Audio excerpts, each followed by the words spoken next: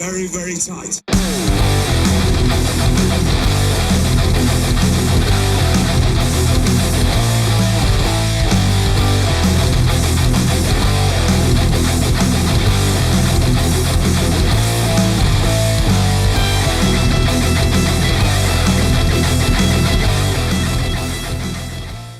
it this scene? It is this scene. Okay. It's this scene. It's this scene. I made the right move. Ladies and gentlemen, welcome to the Broken Table Talks podcast takeover. Because I'm hosting now, not Matt. And for those of you who are wondering, Matt's dead. He killed our tech guy. We got revenge. He's gone. Completely gone. You will never see Matt ever again. Ever. Ever. All right, for all legal reasons, that was a joke. But he is preoccupied with a lot of stuff involving moving right now, so he's not able to make it. We will be joined by Kenny at some point. But until then, you just got me and you got Patrick. So if you got a problem with that, then Suck it. What he said. I pointed the right direction. Yeah, I pointed the right direction. Okay, I'm still getting used to this setup he's got here. Everything here is going to be a little janky because I'm taking over Matt's setup, so it may look weird, it may function weird, but that's just because this podcast is weird. We are weird. And anyways, to not get sidetracked too much here, this is the Money in the Bank prediction stream and podcast. So for those of you who are listening and watching, thanks for tuning in. Thanks for coming in here, checking out our picks and predictions. If you got a problem with any of them, go ahead and say something. We may acknowledge it. We may not. We'll find out at some point. But we got Money in the Bank. It's going to be in London. It's going to be fantastic. I'm looking forward to it. But before we get into our picks and predictions, I do want to remind you guys of a few things here on this podcast. Thing number one, we do have merchandise on the link somewhere down below. Whether you're listening to this on Spotify or watching on YouTube or Twitch, there is a link down below for our merchandise. So if you want to support the podcast in real life, you can purchase some merchandise there. Thing number two, which, you can choose to do whether or not. It's a cool thing that we have now. We are affiliated with WWE Shop. So there's a link down below also. Yeah, boy. That if you click on that link and you purchase something for your favorite superstar, not only are you supporting your favorite WWE superstar, but you're also supporting us in the process because of that affiliation link. Now, it only works with that affiliation link. So, if you're going to try and support both us and your superstar, it can only be done through that link. So, just keep that in mind. If you're feeling generous, of course, and you want to support your favorite weirdos and favorite wrestling nerds, and also support your favorite superstar in the process. All right, let's get to the picks. Let's see. What do we want to start? I mean, there are a couple of these that he doesn't have on here. I don't know which one that is, so I'm just gonna go. You want to start with the two that he doesn't have? Do you know which? So it looks like, okay, so on here it looks like he's got the men's Money in the Bank, the women's Money in the Bank, Cody and Dom, the Bloodline match, and Seth Rollins and Finn Balor. So he doesn't have tag match and the Gunther match, the women's tag team match, and the IC title match. So do you want to start with those two? Sure, let's start with those two. Get those out of the way. Yeah, since we don't actually have like a graphic for it. Also, I'm going to adjust my microphone a little bit more because it seems like I'm a little loud. That's all right. Okay, anyways, moving on. So let's go ahead and start with Gunther and Matt Riddle. This is a singles match for the Intercontinental Championship. Not quite sure how this came about. Not quite sure why this is a thing. But to keep it simple, to keep it straight, do we think Matt Riddle is going to be the one that dethrones Gunther? Has anything been happening that would lead us to believe that? I don't think so. I believe this. If I'm remembering correctly, I think this match was supposed to happen sooner. Gunther and Riddle was set up actually like months ago. And I think that was around the time Riddle got suspended or went to rehab, whatever. And I think that's what delayed this and why it seems kind of odd. But yeah, I mean, I love my bro, but it's the UK. Gunther's gonna beat the living hell out of him. He might actually do that. I think he might chop Matt Riddle hard enough that Matt Riddle gets sent straight back to the United States. So Straight across the pond. we'll see how Oh, that hi, goes. hi, Kenny. Michael Oh, is in chat. he's in chat. He'll be popping in here in a second for you guys to listen to his smooth, buttery voice. But until then, he's in the chat and he says Gunther wins. That's it. Yes. That's all he texted. So no insight there from Nular, but he is picking Gunther for probably very obvious reasons. Okay, well, now that we got that match out of the way, let's go to the other match that also Ugh. it Snooze probably fest. it okay, yeah, I was gonna trying to find a way to put it nicely, but you know what? We're not nice here. It's a snooze fest. We've got Ronda Rousey and Shayna Baszler defending their tag titles against, well, I guess you could say the tag team that I guess technically didn't lose it, Liv Morgan and Raquel Rodriguez. Liv Morgan went down with that arm injury. And then it was Raquel that was left to defend it on by herself, and that obviously didn't work. So now I guess this is officially their rematch for the tag titles that mean absolutely nothing anymore. I mean, like there was supposed to be a lot of prestige behind these tag titles, and now they mean nothing. So, what can make this match exciting? Nothing.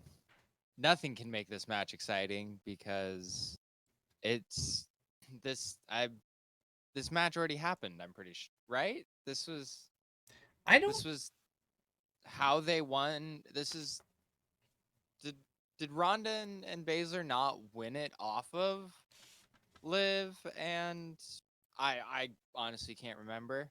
Well, because That's I. how Hmm. boring these tag titles have been and how confusing the women's tag division has been. Yeah, so I know that Liv went down with that arm injury. And so instead of just fully relinquishing the titles, they had that weird like fatal four-way match where it was just Raquel in not Liv, so it was literally her defending the titles by herself. And I believe that's the match that Ronda and Shayna won the titles from. I know I'm sounding like a terrible wrestling fan for not knowing this, but I just don't care. I'm sorry. Like until they give me a reason to until they give me a good story and a good reason to care about these women tag team championships, they're not doing anything with them. They're not doing anything of significance with them. They're just passing them off like hot potato. And it's getting repetitive, it's getting boring, and there's no prestige behind these titles. Ronda and Shayna have barely had these titles. They're going to win. And as Nular just said in the chat, probably by some BS. It's probably going to be some weird ending.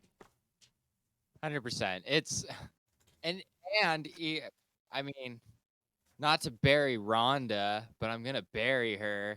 Even when the finish is supposed to be clean, it's screwy.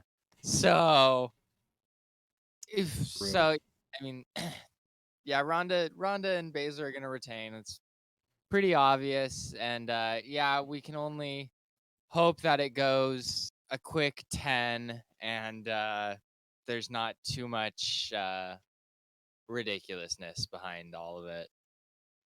Hopefully. I mean, Nular brings up a point. Kenny brings up a point that he thinks that they're going to use Ronda to build the titles up.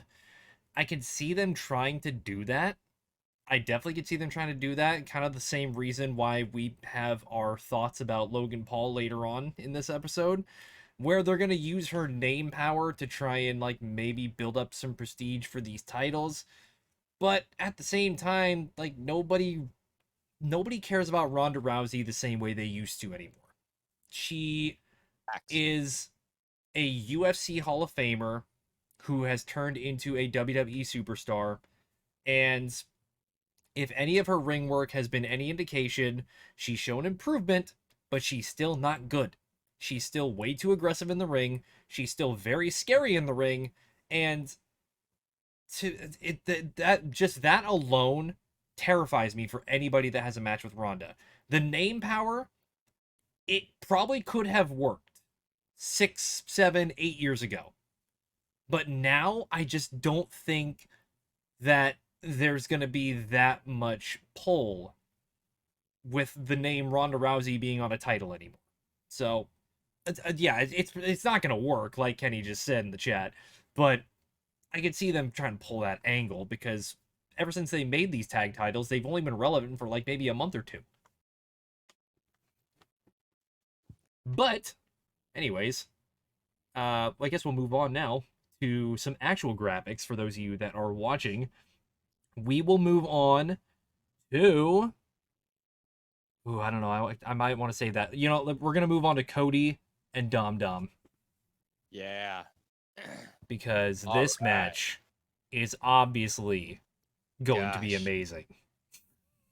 Just look at man, that promo pic of Dom, why does it look like his head is photoshopped onto that body? Nah, what you mean, dude? Dominic is like the hardest superstar they have right now. He is so This good. this actually will be a very fun match, I think. I mean, everybody loves Cody Rhodes, except when we don't love Cody Rhodes. But yeah, I think this will be a fun fucking match. Um, I I think it'll be a nice, easy, clean match. Brock is not gonna go to the UK just for fun. I don't suspect there to be any Lesnar interference of any kind in this Interesting. because true adversity is beating your opponent clean. Right, of course. And you know, a clean win over Dominic really, really brings up the prestige in Cody's story, am I right? Yeah, definitely needed to beat Dominic Mysterio before he finishes the story, Before he finishes. whatever story this Whatever is. story this is, I know. I'm pretty sure that, like, was this not just set up by, like, some random interference from Dominic on Cody Rhodes and now suddenly they have a match? This just seems so weird. Yeah. It I mean, it just feels like, okay, we have Cody, who is being built up as our top guy. And we have Dominic, who is very clearly the most hated guy on our roster. So it almost feels like it's a publicity stunt to try and get more people to like Cody while at the same time getting more people to hate Dominic. And it probably will work to a degree, but Yeah. it just seems like a very weird matchup altogether. Cody's very clearly going to win. You bring up a good point about Brock Lesnar that I didn't even think about. He's probably not going to just fly out to London to interfere with this match, though it would make sense to further build that for SummerSlam. It's probably not going to happen. It's probably just going to be Cody wins this clean, Dominic loses this clean. We move over to Monday Night Raw, where all of a sudden, oh, here's Brock Lesnar. He attacks Cody, and then they set up the SummerSlam thing and forget this whole thing ever happened. And who Exactly. knows what Dominic's gonna do after this? They'll probably they'll probably Go make back to prison. yeah, he might just send him back to prison. Honestly, Kenny says that Cody is going to win either by DQ due to mommy interference or actually clean. So, okay, I might want you to elaborate on that later. So, I think you're saying that Rhea might cost him the match, or Rhea accidentally costs Dom the match, because that could go either way. But yeah, it's just a money grab having one of their top bases with Dom with the serious fu heat. But I will give Dominic credit for this. He does have that heat, but he's building into his character a little bit more. Like, I am starting to thoroughly enjoy this story with him and Rhea a little more than I did back when this first started. Rhea cost Dom the match by getting caught hitting Cody. Gotcha. Okay. Okay. I could see that. Okay, well, anyways, I'm going to move my indicator over. Not the whole thing. Goodness gracious. Hey, relax. All of it. I'm not moving everybody. I mean, everybody's probably picking Cody anyway, but I'm not moving everybody over to Cody. Actually, I'm going to. You, no. Yes. Oh my god. Maybe. All right, we're fine right there. Everything's good. Okay, we're going to move on to the next match. We are into match number 4 of 7, which is going to be this match. Seth Rollins versus Finn Balor for the World Heavyweight Championship. And I'm not going to lie. I am actually I was already pretty stoked for this match. But after seeing the Finn Balor promo on Monday, I'm even more stoked for this match. Yeah. They brought in everything. And they're gonna tear the fucking house down. Oh yeah. I mean, this match, I mean the Money in the Bank ladder match is always an automatic like 4-star match, but yeah, I mean it's just very. Do you think they're gonna do the buckle bomb spot from 2019 that cost Valor the? I think they got to do that spot. That's got to be. They have to. I think they did that for the World Heavyweight Championship qualifying match between him and Finn to get to the World Heavyweight Championship. I'm pretty sure. I think either they. I can't fully remember now because I have the memory of a goldfish, but I'm pretty sure that it was Finn doing the bomb on Seth this time, and then they tried to make it like, oh, Seth actually hurt his shoulder. But they're probably going to do that again. Yeah. And hopefully nobody gets legitimately injured this time. But there's going to be a lot of tie-ins to that first match for sure. Yeah, but Seth's got to retain that the first reign of this title has to be a long one. Can't hot potato this shit right away. Yeah, I mean it's going to be a great match, but yeah, Finn is not going to win. Finn will not win. I mean, it's really unfortunate, and I do agree with you that Seth is going to win, but I do feel like that that Finn is going to win the title at some point, and this would be a great opportunity for him to win that championship. It's just too soon. And unfortunately, he's falling into that category of like, well, Seth's only had the title for like less than a month now. You know, we're not just gonna, if we're gonna build this title up to be prestigious, we gotta have these long reigns. Maybe not 1,000-day reigns, but you know, decently long reigns. Like I want to see this title get back to where the people that are holding it for like 100 days, 200 days. They're having good lengthy reigns, not the Ric Flair, Charlotte Flair, like I've held this title 16 times. We don't care. Look at how long you've held it. Yeah, for a total of 73 days. Yeah. Like we want to see that prestige built, and I think that's what they're going for, which means Seth's going to hold this title at least for another few months. At least till the Rumble, I think. Probably till the Rumble. You might be right on that. And it's just unfortunate timing for Finn. Finn absolutely deserves his title at some point. He's red hot right now. He deserves the title right now, but it's just too soon. So, sorry, Finn, you're not winning this. And Kenny says Seth is winning, and they're definitely doing the spot. Absolutely, they're doing that spot. No doubt about that. If they don't do the spot, I'll be disappointed, actually. Because they've done so good at like doing all the callbacks to this point that if they don't do the spot, I'm going to be a little upset. Then I'm going to go to the arena. I'm going to fly to London. I'm going to somehow get there during the match. And then I'll do the spot. And then I'm going to pop both of their shoulders out of place. Goddamn right. Yeah. They're both going to be fighting with gimpy shoulders. No, it's not in Manchester, It's not in Manchester. It's London. It's London. Got him. All right. Well, we have only three. See, this is what I like about WWE pay-per-views, okay? They keep it short, they keep it simple, they all have like a few matches that actually mean something. We've only got 7 matches on this card. We're already going on to match number 5. So, Literally half yeah, we're of more than for halfway there. You know, I appreciate AEW pay-per-views for what they are, but for me, being a busy adult and trying to be a wrestling fan at the same time, these are the pay-per-views that I like. yeah. Short, simple, and meaningful.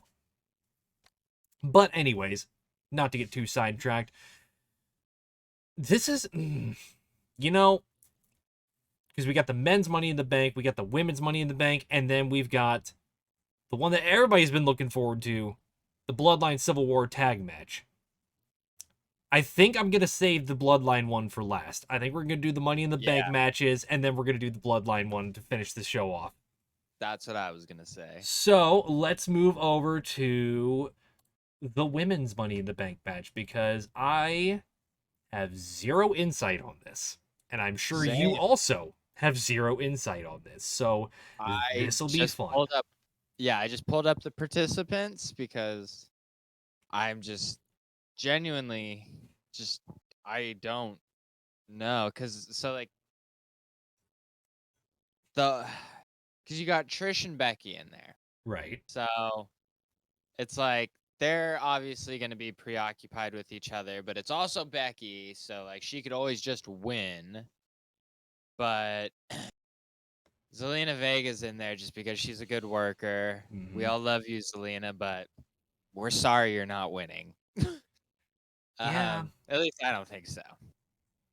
My girl Bailey, Bay Area Bailey. Former Money in the Bank winner. Yeah. I mean, I think I'm just gonna shoot my shot and say that Bailey's gonna win. I know Okay. it makes no sense, but sometimes you just gotta make picks that make no sense. I mean, I have no room to speak because I don't know You flip. what pick makes sense and what pick doesn't in this. Yeah, I mean, there's no clear cut winner, but I also feel like 2 of the 6, like how about half the women in this match, I don't think there's like even a slight chance of them winning. Yeah. So it's kind of like no, or not even that I don't think they could win. It's that I don't know what they would do with the briefcase. I don't know. I just don't see a lot of these women being built to be champions. So Okay. You're going with Bailey, and for those of you who are curious, Kenny also typing in the chat is going to be going with Bailey. thanks, asswipe. So we've got 2 for Bailey. So, okay, here's kind of where I'm sitting with this. You've got Bailey and Io, both a part of Damage Control. And Forgot about that. yes, they're kind of still a thing, but you could see some turmoil in this match. You got Becky and Trish, obviously still doing their thing, which leaves Zelina and Zoe Stark as kind of the odd 2. And I kind of feel like it might be one of those 2. Because I think Becky and Trish are just going to take themselves out of the match. There might be a little something between Bailey and Io that could cost one or the other to get the briefcase, which leaves Zelina and it leaves Zoe. Zoe also, though, is tied in with the Trish Stratus and Becky Lynch feud. So, Zoe may actually not be the odd one out here. I think she may actually have a little something going on with Becky and Trish while they're knocking themselves out of the match as well. But that still doesn't fully take Zoe out of the picture for me. Zelina is the only odd one out, and because there's so many other storylines involved in this, it's almost tempting for me to pick her.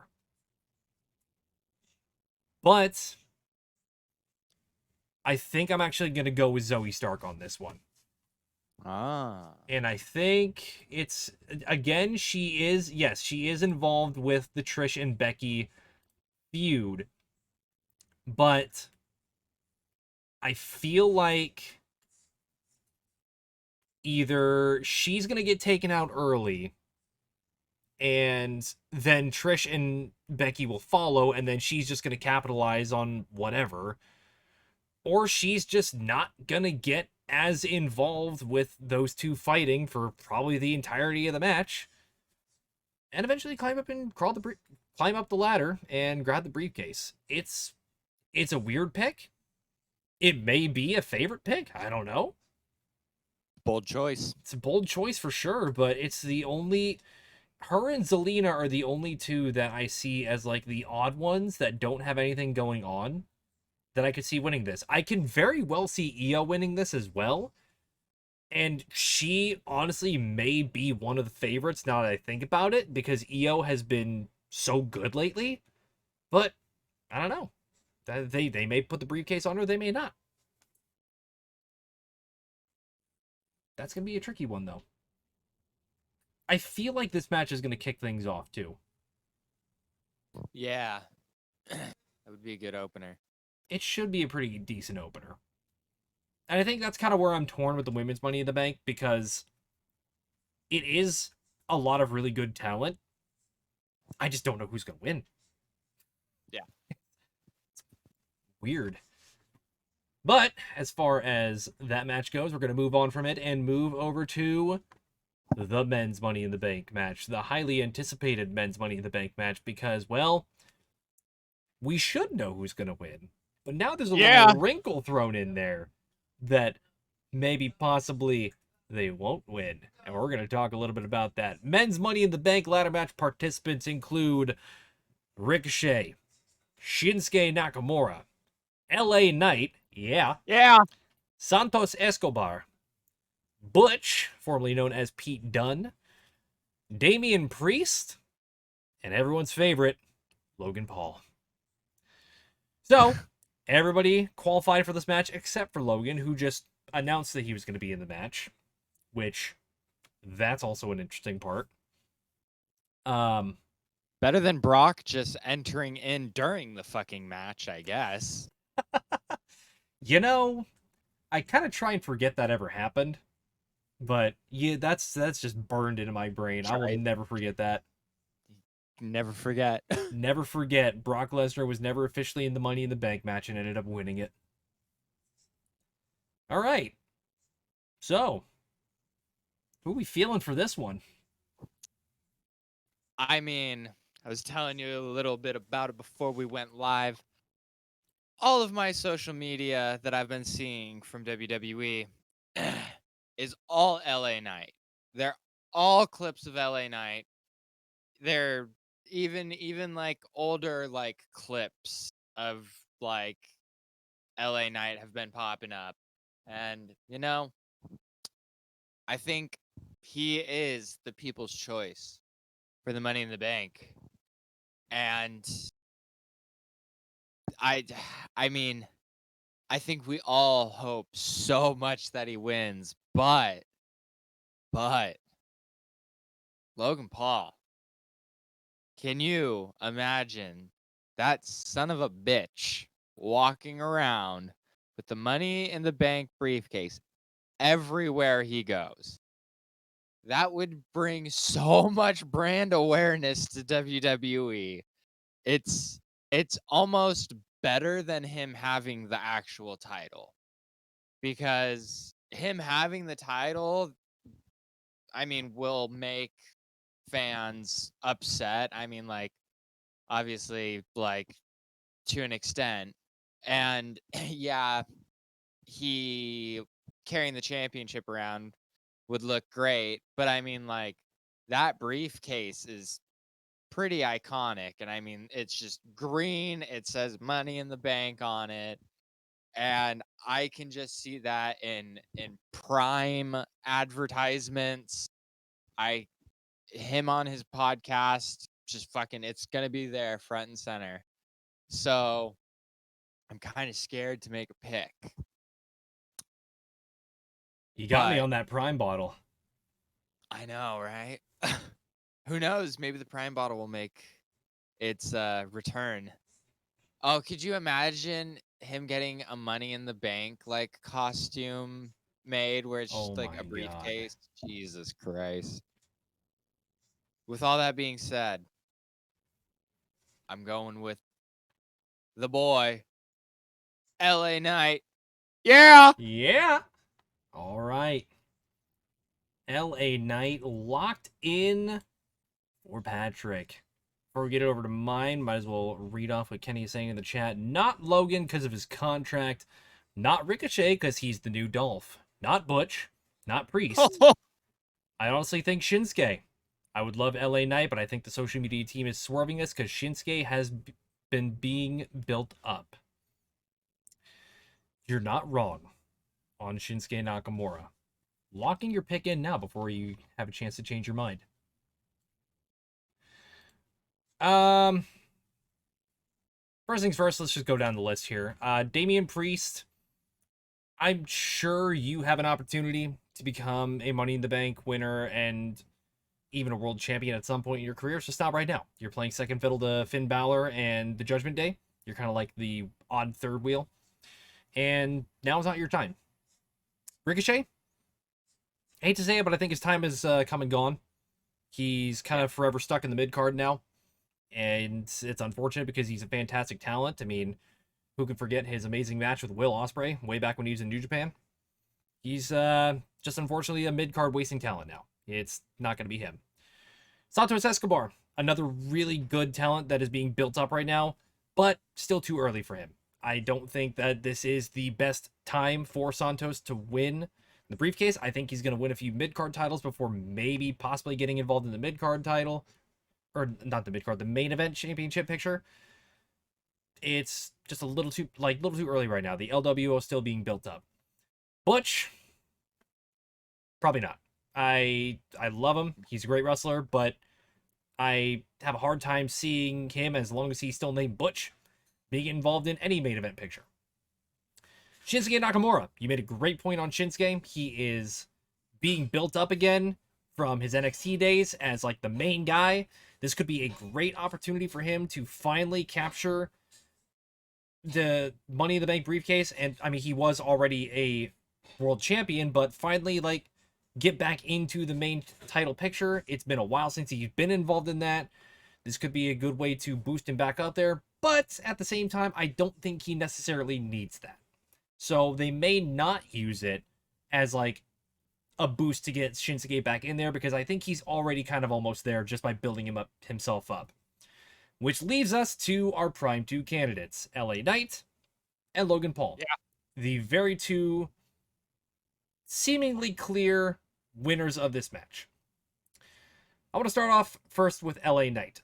I want to apologize to LA Knight because I'm pretty sure way back when he was feuding with Bray Wyatt, I shit all over this guy.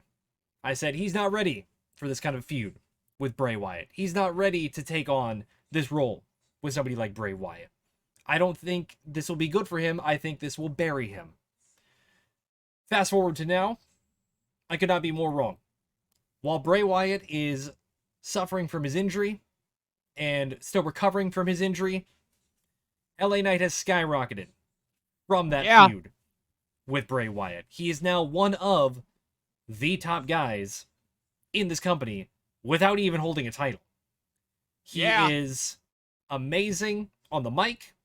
He's pretty damn good in the ring too. And I think why everybody loves LA Knight so much is because he's this old school callback. This almost healthy mix of a young Dwayne Johnson and a young Stone Cold mixed into one character, and you've got LA Knight. Yeah. Then you got Logan Paul. No. What else is there to say? He's Logan Paul. He is the man behind the Prime bottle. He is a online entertainer. That could be taken in a few different ways, but you can take that however way you want to. he is one of the top guys in Hollywood, mostly thanks to his brother and his boxing career, but that's not to discredit Logan for what he's done. If you talk about Logan Paul, you talk about the World Heavyweight Championship and it being still pretty new. There's a lot of reasons to think, well, they could use Logan Paul to bring brand recognition to the WWE, to bring prestige to the World Heavyweight Championship. I personally don't think it would bring prestige to the title, but imagine just the World Heavyweight Championship sitting on his podcast in the background or right there on the desk. Imagine having a Prime bottle that has Logan Paul with the title front and center on that bottle. Think about the kind of money that could bring into the company. Think about the kind of publicity that could bring to the title. So, with both of those arguments being made for LA Knight and Logan Paul, I have to stick with LA Knight because there's just nobody else that makes sense in my mind. It's gotta be LA Knight. I can see the arguments for Logan as I just made, but it's his time. It's his moment. I'm pretty sure that London will burn to the ground if LA Knight does not win that briefcase. Because he is just that over with the crowd right now and that over with the WWE Universe. So, LA Knight or bust, in my opinion. Yeah. Yeah. Whew. All right, now that I just got done ranting there, we're going to move on to The last match. this probably will actually be the main event. I can see this one being the main event. Yeah. Because we've got a Bloodline Civil War. It's finally happened, guys. This story has been amazing. It has been the main reason why a lot of people have tuned into WWE lately. You got Roman and Solo Sikoa going up against Jimmy and Jay, the Usos. So, flashback real quick to Night of Champions. Yes, I wanted to say Crown Jewel for a second because it was in Saudi, but I remembered it was Night of Champions. Jimmy, he finally did the thing. He turned on Roman Reigns. And then for the next few weeks after that, it was the story of Jay. Whose side was Jay going to join? And for a second there, he had an Oscar-worthy performance that made you think he was going to join Roman and Solo instead of his brother Jimmy. But, in the swerve of the century, Jay also turns on Roman. And now, we've got the Bloodline Civil War match, which I can only assume is going to lead to one of the Usos possibly facing Roman for the title at SummerSlam, but we'll get to that at another point. Let's talk about this match first, because this is going to be a banger. Yeah. I mean, this match is gonna, I mean, it's not gonna be a flippy shit match. This is gonna be methodical storytelling wrestling. I mean, as much as the Money in the Bank match is going to be fun and there's going to be some great spots, this is the match that I think it has to main event. I mean, I don't see how anything could surpass this story that they're telling right now. And yeah, I agree with what you said. This will eventually turn to one of the Usos getting a title shot at SummerSlam. Potentially both Usos getting title shots, one pay-per-view after another. But again, yeah, we'll talk about that when that happens, if it ever happens. But I think this is the true beginning of the end of the Bloodline. I think we will see Solo Sikoa going down, taking the pin, and Roman Reigns kicking Solo out. I can see this being the final straw for Roman. Solo has been there for him the whole time, but I think Roman's narcissism has consumed him fully at this point, and with Solo letting him down and losing the match, I can see him becoming the only one left in the bloodline. Potentially even Solo going and joining with the Usos to kind of make their own bloodline, but a maybe more of because the Wild Samoans were Jimmy and Jay's no Jimmy and Jay's dad is Rikishi. Duh, Yeah. Pat. I But I think could see Roman is Appa is one of the yeah Wild Samoan sons. yeah. Um, but yeah, I think Jimmy and Jay are gonna pick up the win, and Roman is going to lose his goddamn mind. That is gonna be a guarantee for sure. All right, yeah, just move over here, and we're gonna move Patrick over to the side of the Usos. All right. Yeah, this is gonna be an interesting one. Kenny just typed in the chat. Let's get to that one first. I think during the match, Roman will hit Solo like he did with Jay. He will snap and betray Roman, leading to the double frog slaps. I think he meant frog splash. And Reigns eats the pin. Wow, that Wow. might be the bold pick of the year because it's been like 3 years since Roman's even been pinned. I can see it. I can definitely see it. But damn, that would be one heck of a way to break that streak for Roman. Um, yeah, it's I mean, as far as the bloodline storyline goes, it's been going on for 3 years now. This is kind of also at the same time, I think a slow build up with Cody and Roman. Because as we remember back when they were doing their promo in WrestleMania, he kind of foresaw this future. He said first Jimmy will leave you, and then Jay, and then after that it'll be Solo, and then probably the wise man Paul Heyman at some point. And I'm sure all of that is going to happen sometime before WrestleMania of next year. So it's a slow build, it's a slow burn. Um, both Usos pin him, which becomes their argument for the title shots. Okay, I see what he's saying now. Type it in the chat again. I see what he's trying to make a point with. As far as this match goes, though, it's gonna be tough. It's actually it's hard for me to make a solid argument for either side because I could see